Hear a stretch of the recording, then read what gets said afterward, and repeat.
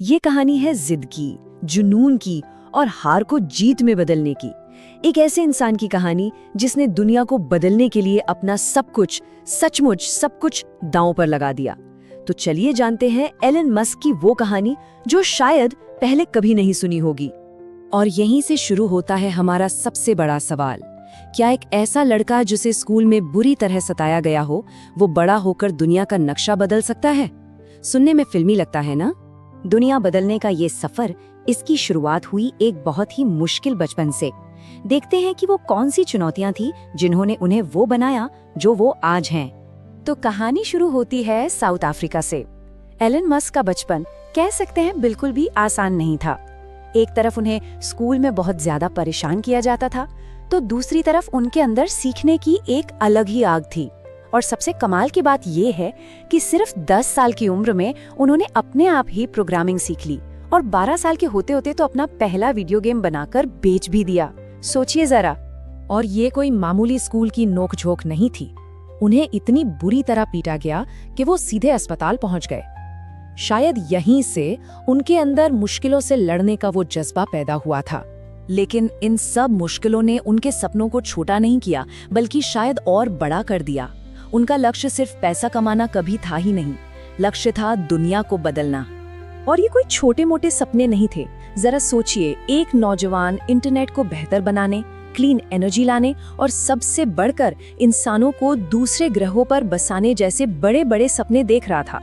ये उनकी सोच के दायरे को दिखाता है, जो आम नहीं था।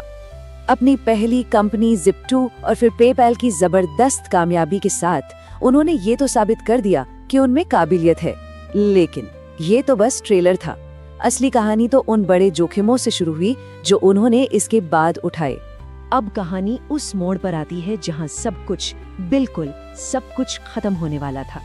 ये वो दौर था जब उनके सबसे बड़े सपने राख में बदलने वाले थे। सपनों और हकीकत में जमीन आसमान का फर्क था। सपना था स्पेसएक्स के लिए दोबारा इस्तेमाल होने वाले रॉकेट्स का, लेकिन असलियत क्या थी? रॉकेट लॉन्च होते ही फट रहे थे। और टेस्ला? सपना था इलेक्ट्रिक कार क्रांति लाने का, पर हकीकत ये थी कि कंपनी खुद दिवालिया होने की कगार पर थी। पैसों की हालत तो इतनी खराब थी कि वो पूरी तरह से बर्बादी के कगार पर आ गए थे। एक वक्त ऐसा भी आया जब किराया देने के लिए भी दोस्तों से उधार लेना पड़ रहा था। और जब काम का दबाव इतना ज्यादा हो तो उसका असर निजी जिंदगी पर तो पड़ता ही है। उनकी पर्सनल लाइफ भी पूरी तरह से बिखर रही थी। अब सब कुछ बस एक आखिरी कोशिश पे टिका था, एक ऐसा पल जो उनके सपनों के भविष्य का फैसला करने वाला था, आर या पार। जब सब कुछ खत्म हो रहा था, तब भी उन्होंने हार मानने से साफ इनकार कर दिया। उनका नजरिया साफ था कि अगर फेल होना ही है तो कम से कम कोशिश करते हुए फेल हुआ जाए। हालात इतने बुरे थे कि स्पेसएक्स के पास बस सिर्फ एक और आखिरी लॉन्च के लिए ही पैसे बचे थे। बस एक मौका और कुछ नहीं। यहाँ कोई दूसरा मौका नहीं था, कोई प्लान बी नहीं था। ये एक ही दाव था जिस पर उनका सब कुछ लगा हुआ था। अगर ये लॉन्च फेल हो जाता तो स्पेसएक्स और टेस्ला दोनों का अंत तय था। और फिर वो हुआ जिसने इतिहास बदल दिया। वो आखिरी लॉन्च कामयाब रहा। बस यही वो पल था जिसने एलन मस्क, स्पेसएक्स और टेस्ला की किस्मत हमेशा हमेशा के लिए बदल दी। तो इस पूरी कहानी से क्या सीखने को मिलता है?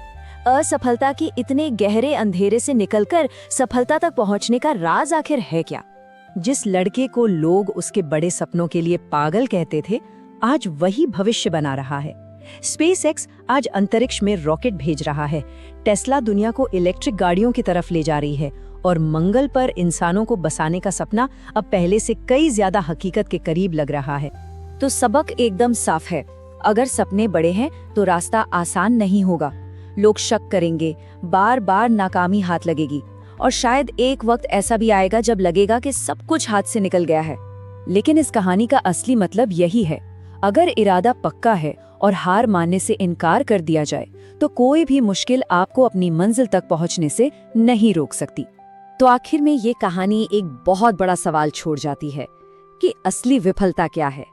कोशिश करके हार जाना या हार के डर से कभी कोशिश ही ना करना?